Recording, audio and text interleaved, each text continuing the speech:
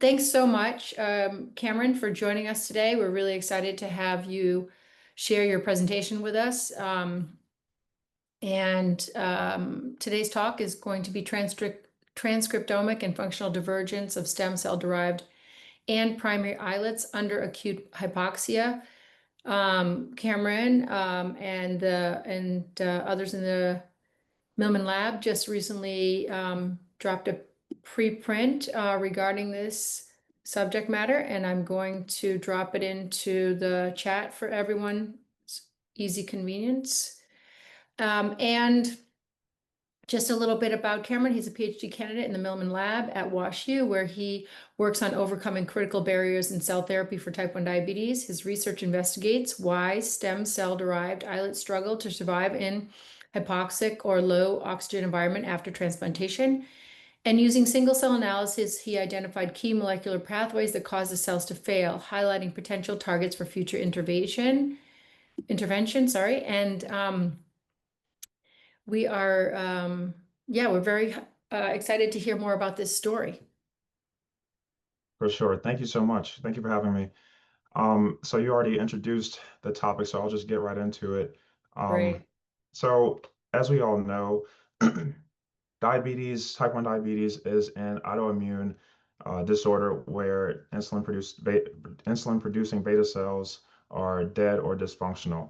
And a great solution to this problem is islet transplantation, which we know restores glucose control, but the donor supply is very limited. So there's only a tenth of 1% of available cadaveric islets for type 1 diabetic patients across the globe currently. And we have a solution to that problem, which is stem cell-derived islets, which can provide an unlimited source of potential regenerative islet transplantation source material. So the issue with both of those, though, primary or stem cell-derived islets, is that they suffer from this hypoxic barrier when they are first transplanted because the islets don't get transplanted with an inherent vasculature attached. So the vascular takes days to weeks to establish, but you can see that there's this oxygen distribution gradient that causes a drop of all the way down to 1% usually of oxygen. I'm sorry, a drop of the oxygen gradient or oxygen tension. I apologize. The oxygen tension when the cells are first transplanted is usually about 1%, which kills about 50% of the insulin producing beta cells within the first 48 hours. And then also, in addition to that, they become less functional. Here you see that the GSIS function of these are mouse islets, but human islets and even SC islets seem to have dysregulated glucose stimulated insulin secretion as well after a few hours to days in 1% O2. So what we did here, we took primary islets and stem cell-derived islets from a six-stage differentiation protocol, and we subjected them to 1% O2 for 0, 6, 24, and 48 hours, with the 0 hour being the control, and 3D clusters. And then from there, we took the cells and single cell dispersed them and fixed them in paraformaldehyde to conserve that hypoxic state. And then we permeabilized them, hybridized them with probes for multiplexing with the 10x chromium fixed profiling kit so that they could be multiplexed and then sequenced downstream. And then from there, we got about 73,000 cells with the same process being used for 3 other readouts: glucose stimulated insulin secretion assays, metabolic flux analysis using using a seahorse analysis, and then immunohistochemistry standing for protein targets to validate what we saw in our single cell data sets. This is the first direct comparison of acute hypoxic responses at a single cell resolution. So first we wanted to validate that this is a good data set to begin with. So showing you the quality of our data set, you see that these UMAPs have good integration across primary and stem cell derived islets, and then they have good representation from each time point, as well as um, the representation of different cell types. We see the expected cell types. We have 11 different cell types here, including the 3 endocrine cell types that we'll move forward in this presentation to focusing on alpha, beta, and delta cells, alpha in blue, beta in orange, and delta in green. And then we validated those cell annotations with standard markers. You can see that, glucagon for alpha is as expected. Beta cells are positive for insulin, and then delta positive for somatostatin, and both the primary and SC islets. And then we show that we have consistent representation across time points for each of those cell types, with the expected cell types associated with primary and stem cells. Obviously, like for instance, primary islets came with acinar, ductal, endothelial, mesenchymal, and immune cells, whereas stem cell derived islets primarily incorporated only endocrine cell types, including enterochromaffin cells.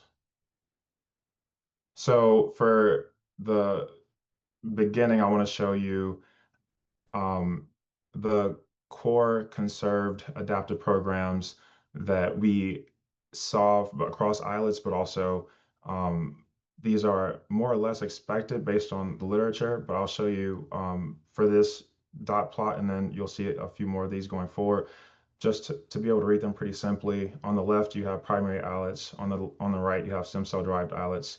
And then from left to right, you have alpha, beta, and then delta cells. And then reading left to right again, you have 0, 6, 24, and 48 hours. And these are colored by log fold change, and they're row scaled.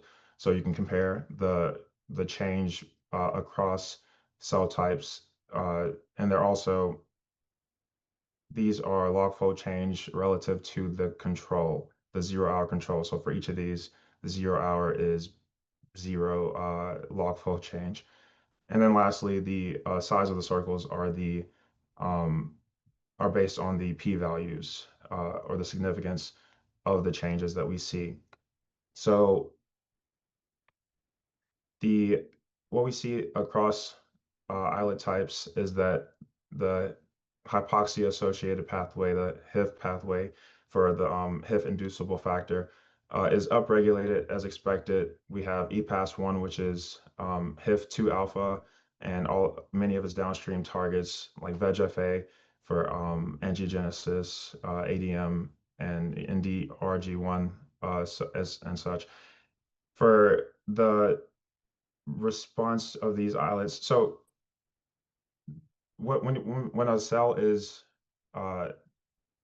starved of oxygen, the first thing that it does is try to change its metabolism from oxidative phosphorylation to anaerobic glycolysis. And you see here that these glycolytic genes are upregulated across stem cell and primary islets. But one thing you should note for now is just, although it is upregulated across these endocrine cell types, for primary beta cells, it is a weaker response compared to primary alpha cells, and then stem cell primary and beta cells and delta cells.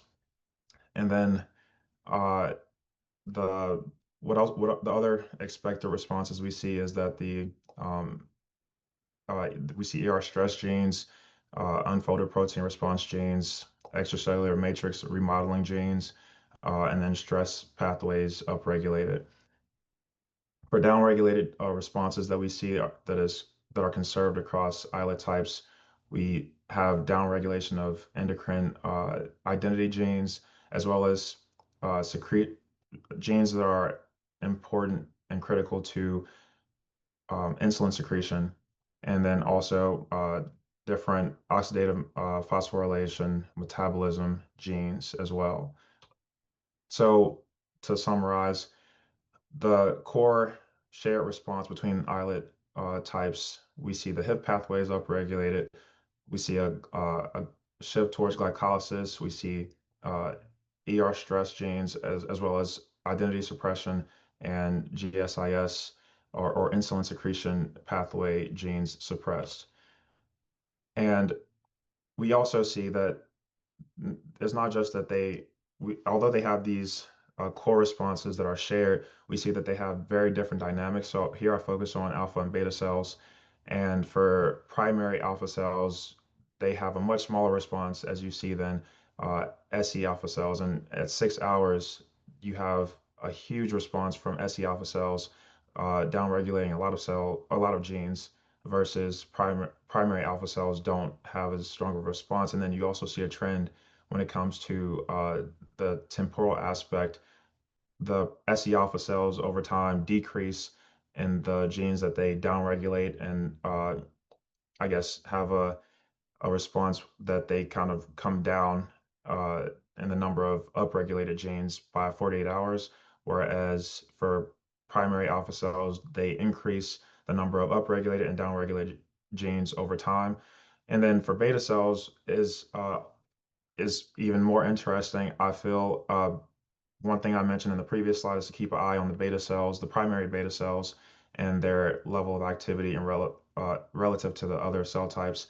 And you see primary beta cells start off downregulating a lot of genes, but then they increasingly downregulate genes throughout the time period, versus SC beta cells.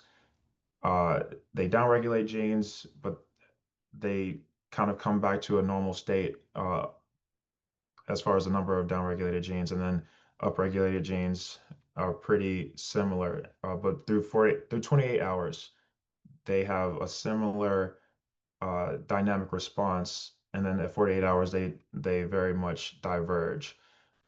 Um, and what we see is that over time, we have an increase in oppositely regulated differentially expressed genes as well. So at 6 hours, there's not that many genes that are regulated in opposite directions for these two islet types in alpha and beta cells, but then over time, those increase pretty steadily.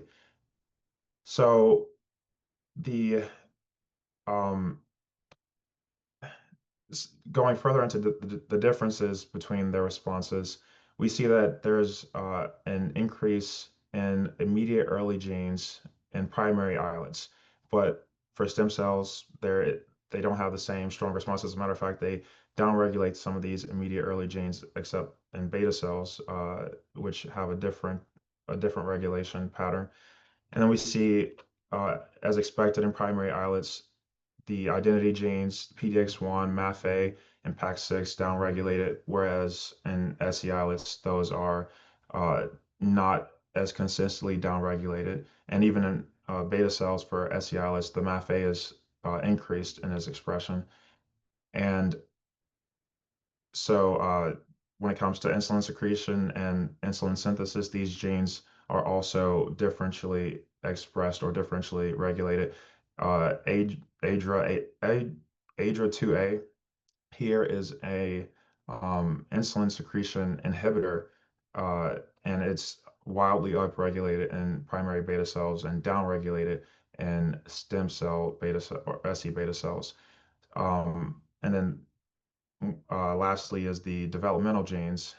Here you see in response to hypoxic incubation, stem cell-derived islets, these JAG1, JAG2, TGF beta 1, these are all genes in the Notch pathway, and uh, those are developmental genes that are not expressed or not turned on, I should say, in primary islets. And then I want to focus in more for the beta cells specifically, as they are the insulin producing cells, and the usual therapeutic targets. So for if you look at these responses, primary islets or primary beta cells, as we said before and as we expect, they decrease in their identity markers expression, and SC beta cells do the same, but not to the same extent, as I said before. What we also see is that there is an unexpected expression of or upregulation of alpha cell markers and even delta cell markers here for SC beta cells and not primary beta cells. And the last thing we see is that SC beta cells upregulate in response to hypoxia a lot of progenitor developmental programs that hint at uh, them losing their lineage stability as soon as they start to endure hypoxic stress, whereas that is not a problem for primary beta cells. What you'll see is that the pattern over time, I mean, the pattern throughout the data is kind of primary beta cells start to functionally shut down and transcriptionally shut down, whereas SE beta cells become hyperactive and uh, actually, in their hyperactivity, also start to have a lot of lineage instability.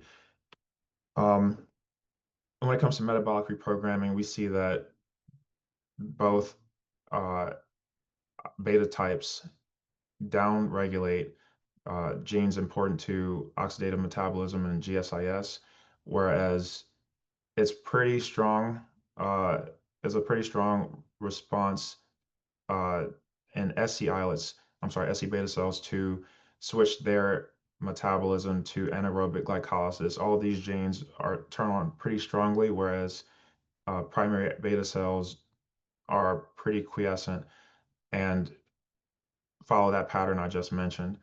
Um, and lastly, stress, survival, and signaling pathways are more or less uh, very divergent. I'll say for the ER stress genes and unfolded protein response genes, those uh, show a much stronger response in SC islets. Same with apoptotic genes. Uh, the primary beta cells downregulate DDIT3, for instance, BBC3, BMF, BCL2, whereas those are all upregulated in SC beta cells. So that goes more again to how the beta cells in primary islets are surprisingly, um, I don't want to say impervious to hypoxic stress because I don't think that's what it is, but um, they don't shut down more than they uh, become extremely dysregulated. And then you see different differential regulation of redox genes and signaling genes, some of which were mentioned earlier.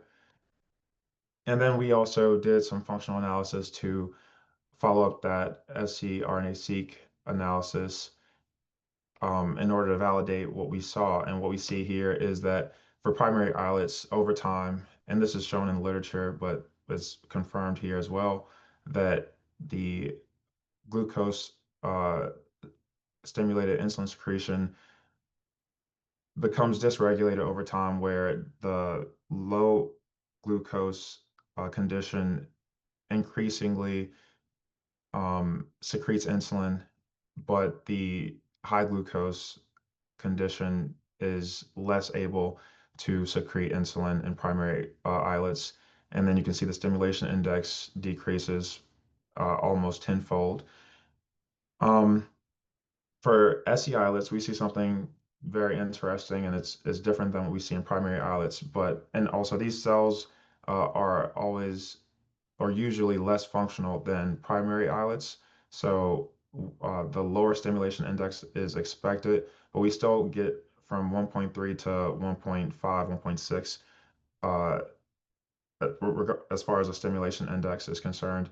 But at 6 hours, we actually see an increase in stimulation index. And then at 24 and 48 hours, the stimulation index goes below 1, and that seems not to be related to how the cells respond to glucose. They seem to be secreting insulin irrespective of, or they don't seem to be responding to glucose specifically. They seem to be just hypersecreting insulin, which the mechanism of that is not determined, but um, that is much different than or their response is much different than the primary islets, and harkens back to the dysregulated metabolism that we saw earlier. Um, and speaking of dysregulated metabolism, for the primary islets, in our seahorse data, we see that oxygen consumption rate overall in response to the different um, um, in response to the different uh,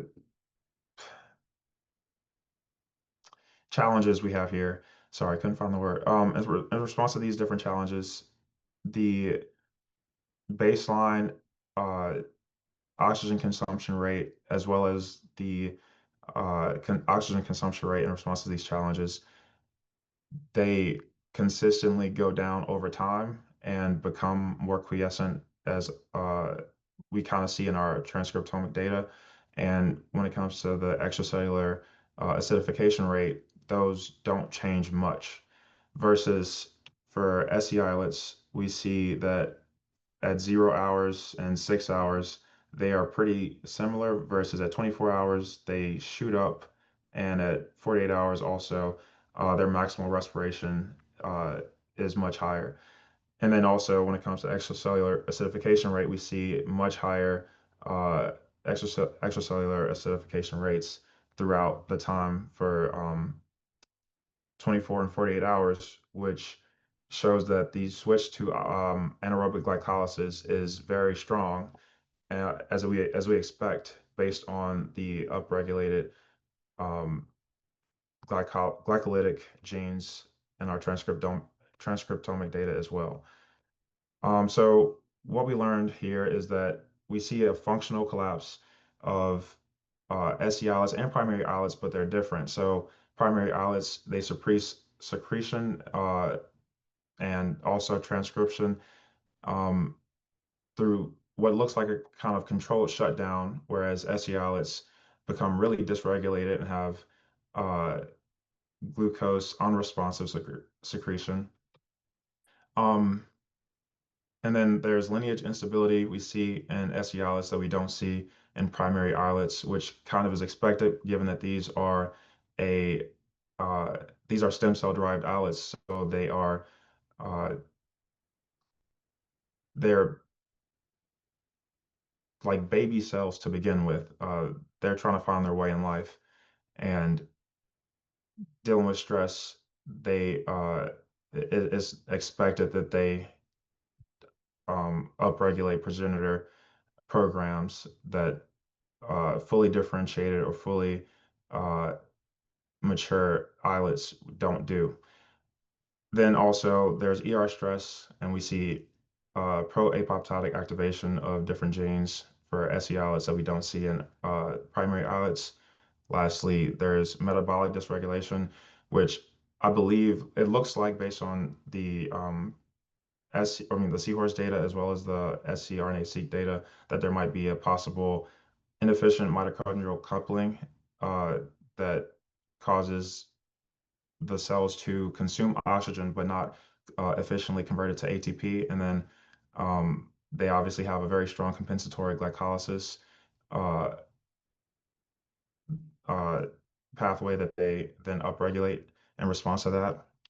And then different therapeutic opportunities for these SE islets to improve the therapeutic potential is to stabilize beta cell identity during stress and target DDIT3 mediated apoptosis pathways, and also preconditioning strategies before the transplant, as we saw in the GSIS data. After 6 hours or a certain amount of hypoxia seems to be helpful for function in SC islets, and that's been shown in the literature that different types of preconditioning in like 5% oxygen helps or increases the stimulation index of SE islets. Um, so those are strategies that could be used. And then the next steps would be to test those interventions, targeting those pathways, and then validating, obviously, in multiple cell lines and in vivo models. And thank you to my lab and everyone who helped with this project. Um, and if there are any questions, I'll take them. That was great, Cameron. Thank you so much. You've completed just a ton of work as part of your graduate studies. Amazing. And I'd like to open it up to questions from the audience. Hi everyone, can you hear me? Oh, hi, Ben. How are you? Hi, how you doing, Monica? Great. Hi. Thank you, Cameron. Great presentation. Though I'm a clinical researcher, so most of these things were over my head. But can you break it down to us in terms of this hypoxia, right? How severe is it? What is the outcome? And then are there factors that could help to overcome it? Um, yeah, so it's like islets, obviously, like they're the most oxygen hungry um, tissues in your pancreas. Um, so they usually have, oxygen tension of 15, 20 times higher than what they have whenever they are transplanted and the tension drops to 1%. So I'll say it's pretty bad enough that, as I said before, 50% of them, of the islet mass, beta cell mass, will die within the first 48 hours. Um, the To your second question, like what could be done, um, I don't know. But I think I think there's some cellular engineering strategies that could be looked into. Some things might not be able to be overcome when it comes to apoptosis. You can engineer, solutions around that, but necrosis happens due to the oxygen gradient in the center of the islets that I don't know any gene therapy, or I'm sorry, any gene perturbation that could be done for that, for instance. But if you're trying to target apoptosis or lineage stability, maybe, like I thought of one solution, I mean, not solution, but thing to try to test would be knocking out EGLN 1, 2, or 3, which is an oxygen sensor that stabilizes HIF-1 alpha or HIF-2 alpha. And if you knock those out, and HIF-1 alpha or any of the HIFs are, I'm sorry, those oxygen sensors tag HIFs for degradation. If you knock those out and HIFs are stabilized, they become more sensitive to hypoxia, but then you can uh, have, HIF target downstream uh, genes that you genetically engineer HIF to target specific downstream targets that Mm, might upregulate or downregulate the apoptosis pathway, for instance. mm. Uh, I'm sorry if I didn't say that That's okay. coherently. So let Guy ask his question, then I'll follow up with a second question, okay? Yes, that made a lot of sense, actually. Yeah. Guy, would you like to? Sure, thank you. That was great. I really enjoyed that. A number of years ago, we reported, I'm talking specifically now about the zinc transporter, which seems to be hugely downregulated by hypoxia in your hands in stem cells, derived beta cells, right? We reported something similar in primary beta cells more than 10 years ago. And that was associated with other changes in metallothionein and zinc concentrations. But my question was this: we think that if we deplete in zinc transporter activity, we should have effects on insulin storage. Have you been able to look at that and, for example, do any EM and look at secretory granules, see if they're compromised for the storage of insulin? So we haven't. That would be very interesting to try. I, I think there's a number of downstream assays that I would be interested in trying.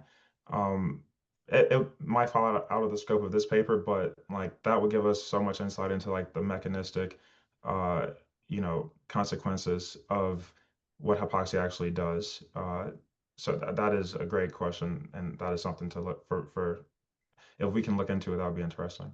Right. It'd be nice to see if you can sort of tease out which transcription factors are involved. Is it all about HIF or to see if you can identify any master regulators of these genes? That would be Right. highly interesting. Yeah. And Thank you very much. Thank you for your question. That's also like one thing that is it's a blessing and a curse when it comes to obviously single cell data is you see so many things that you can look into, and it's hard to figure out where to start, but your point is well taken. Thank you. Thanks. Well, I mean, this work opens the door to many mechanistic sort of studies, follow-up studies. So it's really exciting, and you really set the stage here, the Millman group. From Peter Lindsley, very nice work. I may have missed it, but how many donors did you test? How variable do you think the effects you see are between donors? So that's a great question. The single cell data, we took one donor and one stem cell derived islet batch. And obviously that's very limited. But the reason for that is I mean, we were one of the first groups to use the fixed RNA profiling kit from 10x. And I mean, it's expensive, but beyond that, it's just so many cells. Like we got 73,000 cells out of this data set, and processing just this data set was like not the easiest, at least at the time. But the thing we saw, we used different batches for all of the downstream functional assays. So I guess validation work would definitely be to rerun the single cell analysis with more donors, but the coherence of the functional data with the transcriptional data in between different donors, like we use different donors for each assay, and they surprisingly kind of coalesce and agree. That was it gives, I guess, at least a hint into how consistent these responses might be. So that's my answer. Great. Yeah, that was a good answer. I have a question. Doug Melton and company had a review in June 2024 looking at genes important for maintenance of beta cell fitness in hypoxia, and came up with EDN3 as a potent, player. EDN3 is a gene that encodes endothelin-3. It's a peptide hormone, right, that plays a crucial role in blood vessel development, cell growth, sometimes immune function. It's also upregulated in melanoma. I didn't notice EDN3 on any of your data sets. Did you? Yeah. So that's funny you mentioned that. After that paper, I went back through my data to look for like EDN3 and see if it showed up a large response. Hmm. I can't remember the specifics. I remember the feeling of looking and seeing, or feeling that it didn't show up very significantly in my data. But that, there are plenty of, excuse me, there are plenty of genes that obviously the expression might be changed or not changed much, and have a very different uh, proteomic expression versus the transcriptomic expression. So I don't know. I can't say. And also another thing with this kit is that the like they try to, or the advertising is that they pick up lowly expressed genes, but I can't be certain that it works as expected. And Well, I mean, you guys will have to, you're bound to reproduce this, and then I'm sure you'll find more answers. right. So, or someone else will try to reproduce it and more answers will be found. But this is an excellent starting spot. You set a template up for more inquiry, and it's really great. I wanted to see, I don't know, I don't want to call anybody out, but I didn't know if Peter Thompson want to weigh in. You know, like, because you really show two distinct strategies to hypoxia, right? The primary islets, they're adopting this energy conserving response. They're like, you know, downshifting their identity genes, the PDX and the MAFA, and suppressing their pro-apoptotic signals, moving towards metabolic quiescence. I wanted to ask, you know, sort of see if Peter would weigh in. Does that equate with senescence or no? Can you hear me okay? Hey, Peter, yes. Hi. Yeah, it's a great question. And I really liked this work. Congratulations, Cameron. Really nice study. You know, it is an open question because we don't really know a lot about the physiologic triggers of senescence in vivo. And, you know, hypoxia has been linked to senescence in other cell types. So it's entirely possible that, you know, you give these cells long enough and they could, some of them, a subset of them could, in fact, you know, turn on this senescence pathway. So yeah, that would be really interesting. And actually that's, you know, I know there's a lot of other people in the islet transplantation field that are interested in this and, you know, are starting to ask these types of questions. But, you know, with the data set that you have, it would be really cool to take a look at some of those signatures. Fantastic. Collaborations are sprouting up all over this talk. Thanks for weighing in. Here's another question from Alex Karmer. It seems like it would be easier to prevent the early hypoxia than to engineer the cells to better survive the hypoxic insult. Is it possible or realistic to include oxygen donating substrate with the transplant to bridge the hypoxic gap? Big picture. I think that's, I mean, I think that's definitely work that's being done. Well, I think Beta O2 and others, you know, even we talked to sort of collaborated with Mingling Ma. They're trying to develop substrates that would be more or less hypoxic. Right. That's definitely being done. I don't know the progress of that work, but that definitely is like probably if it works, that's one of the cleanest, clearest strategies that I feel like would guarantee success. It would be a nice holy grail. And so you guys are now going to validate in vivo models. What models are you considering? So this is a harder question because when it comes to in vivo work, Marley Maestas in this lab is already is right now currently working on publishing a manuscript looking at improving transplantation outcomes using CRISPR screens. And the, I guess, issue with modeling hypoxia in vitro versus in vivo is that in vivo, so many other factors come in, like nutrient deprivation, growth factors, the transplantation site.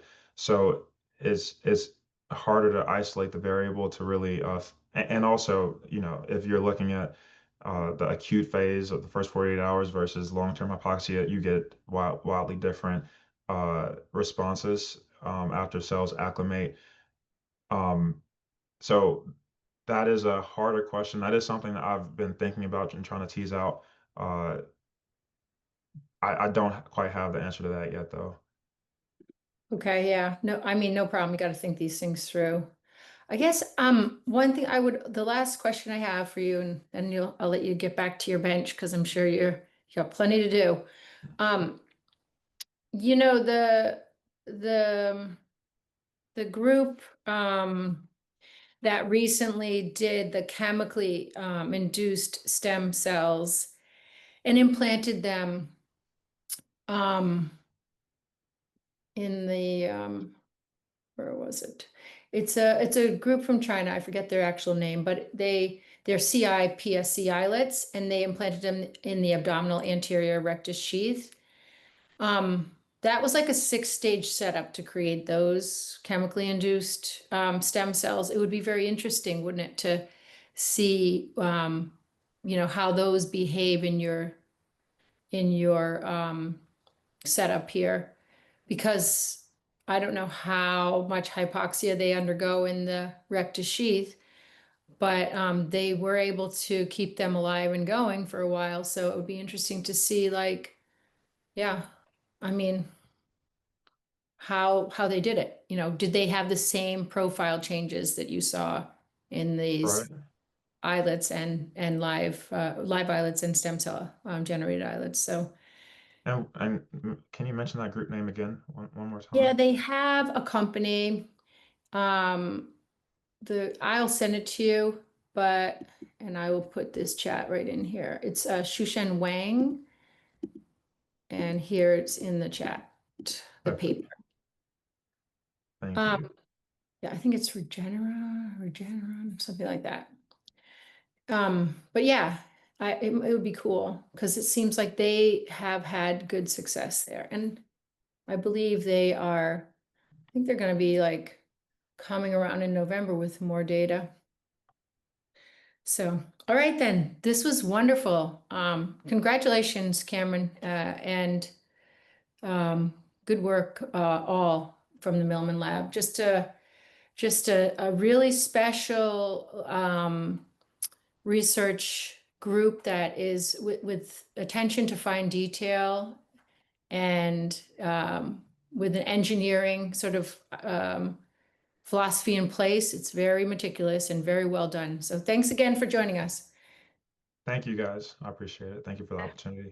Yeah, have a great rest of your day. Bye-bye.